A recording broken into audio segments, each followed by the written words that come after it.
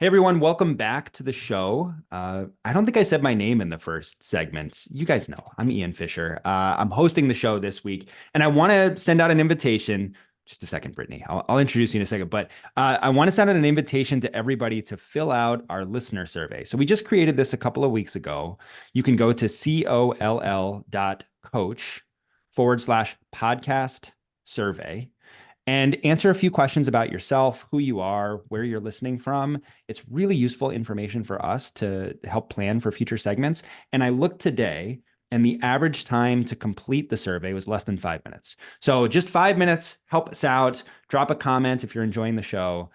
We welcome your feedback. Okay, so let's get to this segment. Joining me is my friend, also in Oregon, Brittany Preston. Hey, Oregon friend. Hey. Brittany, it's great to have you on the show. And I think we usually are smiling and we're all smiles, but we're going to talk a little bit about students that might be in a tougher situation this spring.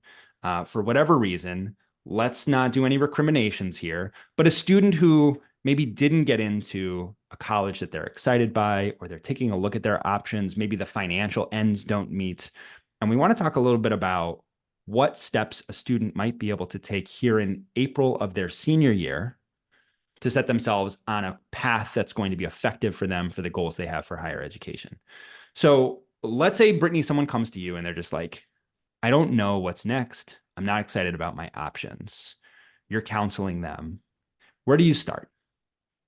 Well, first, my heart breaks for them a little bit because this journey has highs and lows the entire way. And I am a firm believer everybody ends up where they're meant to be in this process. So I feel like there are different pathways and different things to consider. So, one of the first things I would coach a student to do is look at where you have been admitted. And this is really important for juniors as they're putting together their list. There was a reason why you applied to this school. There was a reason this school was on your list. Go back to that research. Go back and remind yourself, why did you apply there in the first place? What we don't want to happen is you just throw a couple probable schools, safety schools on that list, and you're hoping for those reach schools and they don't come through. That's where I see the disappointment happen. And this is why that balance in that list is so important. I was talking to one of our colleagues, excuse me, just yesterday. And she said she was talking through with one of her students, what the options were. And there's some schools the student got into. And the student said, well, I'd never go there. And our colleague is like, well, why did you apply? Right? Like what purpose did that serve to apply? Ultimately, an offer of admission is not something that you're collecting. It's an opportunity to attend a particular school. And so you should only apply to schools that you're seriously considering attending for whatever reason. And I appreciate you thinking, okay, put yourself back in your shoes of yourself in your junior year when you put this list together. Why did you keep this school around? There are definitely some positive characteristics there. What about a student that said that they're in a tough situation emotionally and they're just kind of like, oh, I don't see anything to like. How would you encourage them to dig a little bit more deeply? What can they look for to better understand the opportunities that they do have available to them? So first, I'd encourage them, if they were denied from somewhere or the finances are not coming through, let's look at the options a little bit deeper. So, do you want to go to an admitted student day? Do you want to attend a virtual admitted student day? Do you want to meet with faculty on those campuses? Taking the time to at least examine your options one more time before pivoting to some alternatives that I'll touch upon. But I think that is important because you have offers of admission, and maybe one of these schools is fabulous for you. Maybe there's an opportunity to apply late to an honors college. Maybe there's a faculty there doing amazing research.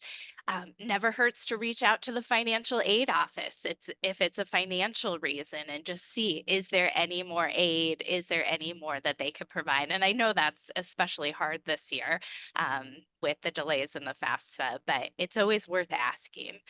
But then if you ultimately decide, you know what, none of these schools are going to work for me, that's when you need to pivot.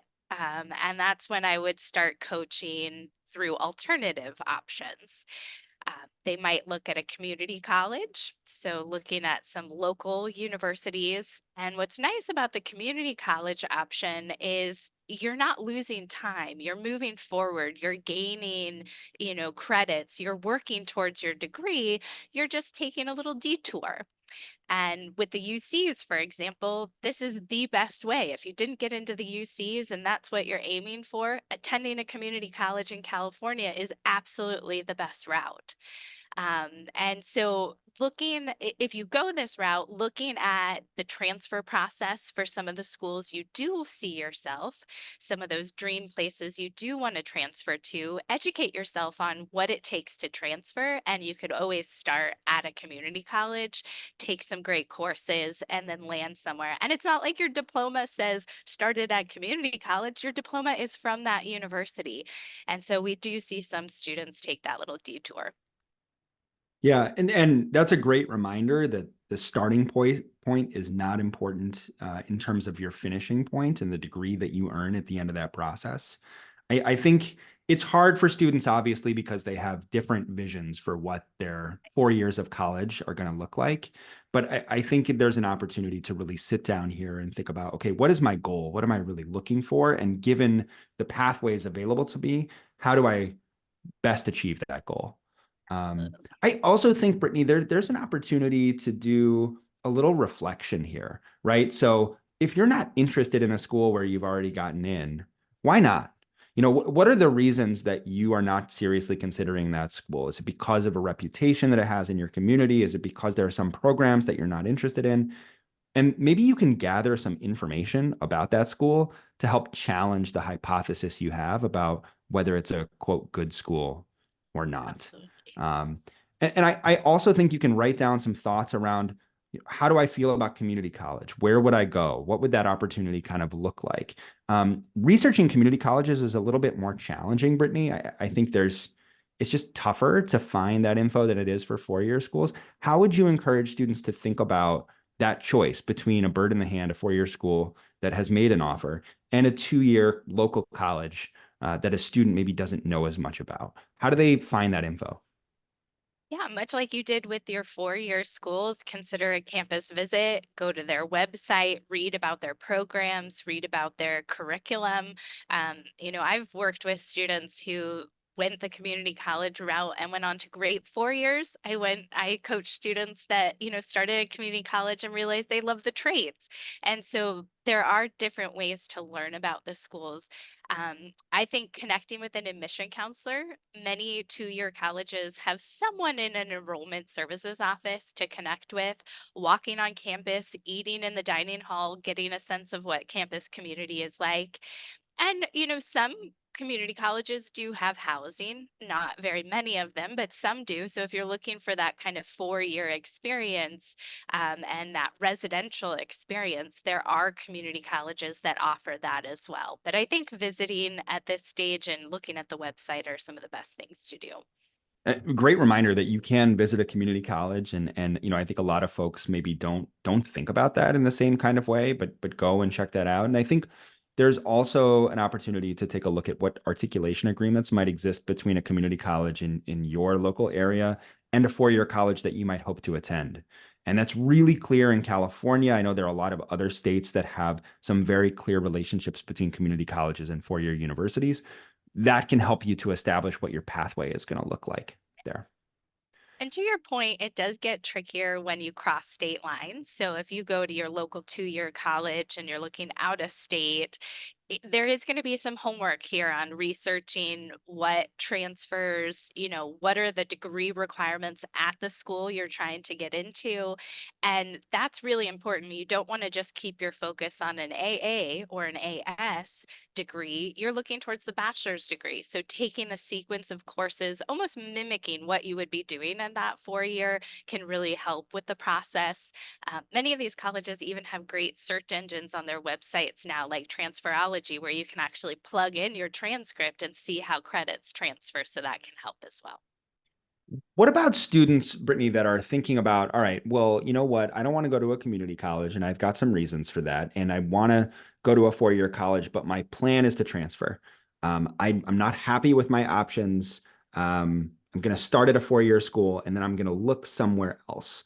What kind of guidance would you give to a student who's kind of digging in their heels that that's the best strategy for them here? And what words of caution or advice might you offer in that circumstance? I'm glad you brought up the word caution because at first I was like teetering. I was like, yes, you could start, but then think about all those students that are so excited to be there. And this is their university where they want to spend their 4 years. And if you're already going in with the mentality of, I'm out of here, for a little bit after a semester or after a year, it's going to be harder to make connections. You're going to have a unique experience. So I would say one of the cons to that approach is it's harder to dig in and get connected and build community. Yeah, The flip side of that is you could go in with an open feeling of, I'm going to be here for a semester. I'm going to be here for a year and I'm going to make the most of it. And not that's going to benefit you socially, but that's also going to benefit you academically. When you go to transfer, you will have been engaged in research, doing well in classes, and so I caution students who are thinking about that route, really examine, can you buy into this? There's a reason you're not super excited about this school, but can you make the most of it with the intention of transferring? I also don't want students to like the golden egg of, oh, I'll get there. What happens if you don't get into those schools, even as a transfer student? Will you be happy at that particular school? That's an important conversation to consider and reflect upon. that's right. You got to think about best case scenario, worst case scenario as well, because you're making a plan where you don't have full control over what the opportunities might be. And as we know, transfer admissions is much more unpredictable and much more variable from year to year than freshman admissions can be. So, a school might be really hard to get into as a freshman. It might be even harder as a transfer. And so that's not necessarily something you can count on. Now, one of the last, I think, options that a student might consider in a circumstance like this, community college is on the table. Maybe I want to transfer. We, of course, talked about considering from among the schools where you've already been admitted. Some students might think, what about a gap year? What about taking some time off, reapplying this coming fall with what I know now, with the hopes that things will go better for me with some of the schools that I've already applied? How might you counsel a student that's thinking about that option as their best option? Yeah, and I would say we definitely see students take this route. Like we said, there's highs and lows in this process, and you might just be sitting there, I'm exhausted. I can't imagine jumping in somewhere. I need to reset. And so a gap year can be a really effective pause. It can be a wonderful opportunity to have a unique experience, maybe living abroad, maybe working.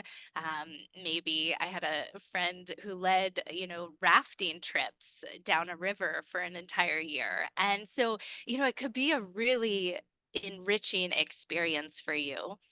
My only caution, I think you can use that enrichment to reflect upon what you're looking for, but don't expect to do exactly what you did this year and see different results.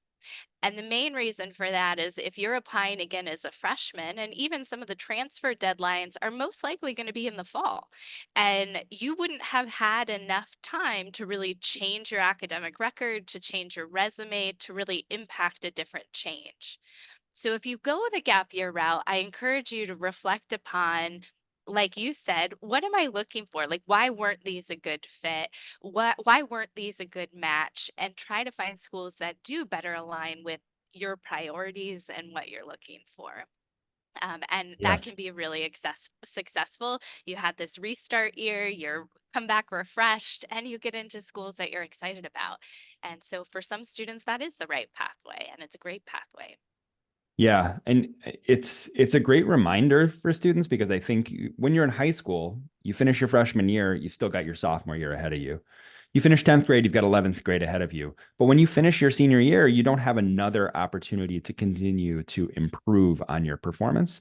And I think especially for students who maybe are aiming super high, who have all A's or close to all A's in their curriculum and they've taken challenging classes, the question is not academic, right? And so sometimes it's just a matter of shifting that college list to accommodate a more balanced set of options.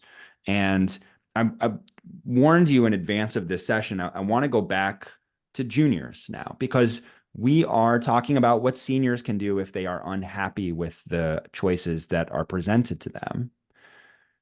But we also get a chance here to talk to juniors who are starting to put their lists together and have wide eyes at what possibilities lay ahead. Knowing what we know for what's happening, what might you suggest to juniors in terms of thinking about their future planning and getting that dose of reality as they're putting their list together on this side of the decision sequence? My biggest piece of advice is don't rush the list process. Applications don't open until August of your senior year. Research, learn as much as you can about different schools. Make sure you have balance in your list. All of these are really, really important things. And as you're learning from this conversation, it helps protect you. It helps make sure that you have options. And maybe you do get into your reach schools, but you're able to compare, and maybe you do go with the probable school because you fell in love with it. So go on websites, attend virtual visits, go on campus tours, learn as much as you can about the way classes are offered and faculty. And in addition to that, like we talked about, make sure you're reflecting on what you're looking for. Oftentimes I see students race out there and start researching on these schools, but they haven't paused to really think about what are the key factors that are really important to me in this process? Is it prestige? Is it location? Is it a certain type of major? And so be reflective and spend some time, much like you're going to brainstorm for your essays, brainstorm what a perfect college experience to you looks like. And I bet you can find schools and different selectivity levels that meet those, things that you're looking for. But take your time, number I think one. that's right. And you've got to be honest with yourself about what your main priorities are as you're doing this. And you mentioned prestige as a factor that I think a lot of students bring into their search. And I think that's fine. I think there is something to that, especially in certain professions, especially in certain circles. Prestige will matter, right? But I also think that there will come a point where you need to think about trade-offs because you can't guarantee you're going to get into every school that you apply to. And so if you set aside prestige, then what are the factors that most matter to you? What are the secondary, the tertiary factors? And then which schools satisfy those things, right? So there's a great way, I think, for students to be honest without the benefit of a crystal ball, but just thinking about how might this future unfold and how do I plan for the most difficult situation in April so that when that happens, if it does happen, then I have a plan that I can feel confident You in. have a plan B and a plan C, and we'll see how it plays out. That's right. We always want students to hope for the best, but plan for, I wouldn't even say the worst, but plan for things not to go exactly the way that they hope. And, usually students that have that kind of attitude going into the application process, I think come away feeling really good about their options. Uh, so Totally agree. Totally agree. So if you are in this boat, or if you know a senior who's in this boat, I think, the first thing is a hug and some kindness to yourself and thinking a little bit about, how you have been successful in this journey. And then it's a matter of being fairly pragmatic with some of the options that Brittany set forth for you today. Um, Brittany, thanks a lot for coming Yeah, on the show. my pleasure. Thanks for having me. Have a Of great course. day. And I'm sorry to our video, like people who are watching the video, my internet connection's super spotty, so I turned off my camera. So you might all like that better, actually. It's just more Brittany and less Ian to look at. And those of you who are listening, now you know something wild went on and you didn't even notice. When we come back, we're going to talk about colleges that are still taking applications, which is the last piece of the puzzle that I asked us not to talk about in this segment. So if you want to learn more about schools that are still accepting students, don't go away. We'll be right back.